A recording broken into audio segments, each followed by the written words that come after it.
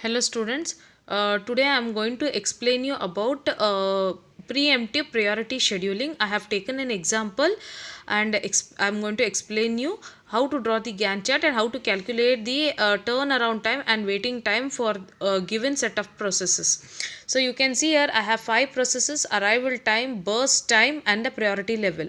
So highest number or higher number represent the highest priority. That means 5 is the higher number, it has the highest priority, whereas 2 is a lower number, it has the lowest priority. Since it is preemptive scheduling, based on the arrival time you need to schedule your process, and whenever a new process compare the priority and preempt the current running process if the new process has the highest priority. Okay, let us see how does it work. So at 0 P1 has arrived. Okay, even if the priority level is smaller than other processes, it will be scheduled because it is the first one to occur at the or present at the ready queue. So I have scheduled P1 over here. Okay, so it has executed for 1 millisecond because at 1 millisecond P2 has arrived, and you have to compare between P1 and P2 and see which should be scheduled for the execution.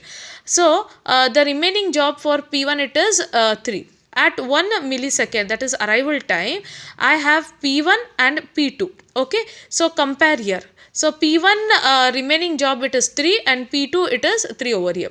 So which is the highest priority here? Obviously P2 has highest priority. The same thing I have written over here.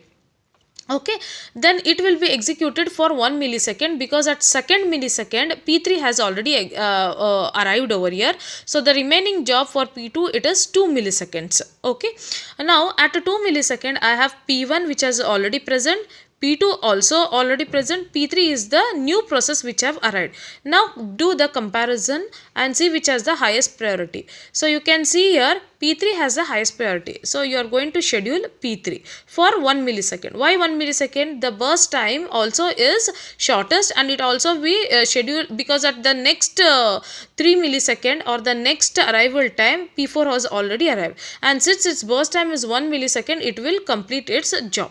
Okay, so P3 has completed its job at 3 millisecond. At 3 millisecond, we have P1, P2 and the new process that is P4 over here. You can see. Now P4 has the highest priority. Okay, if you compare P1, P2 and P4, it has the highest priority. So you are going to schedule it and allow it to complete its job because this is the one which has the highest priority. So 3 plus 5, it is 8. So it also has completed its job. Then P5 occurs over here at 4th millisecond or 8 millisecond. So it also has the highest priority. It is also completing its job. So 8 plus 2 it is 10. It also has finished its job. Now remaining is P1 and P2. Obviously the next highest is P2. You are going to allow it to complete with 2 millisecond remaining, 10 plus 2, and finally P1 with 3 millisecond remaining, 12 plus 3 it is 15. Okay, next turnaround time, completion time minus arrival time. So completion time for P1 it is 15, 15 minus 0 which is arrival time, P2 it is 12, P3 it is 3, P4 it is 8, and P5 it is 10. So minus arrival time if you do and calculate the average turnaround time, it is 7.6 millisecond. How do you calculate your waiting time? Turnaround time minus burst time. Whatever the turnaround time you have got, take those values for each of the process minus the original burst time.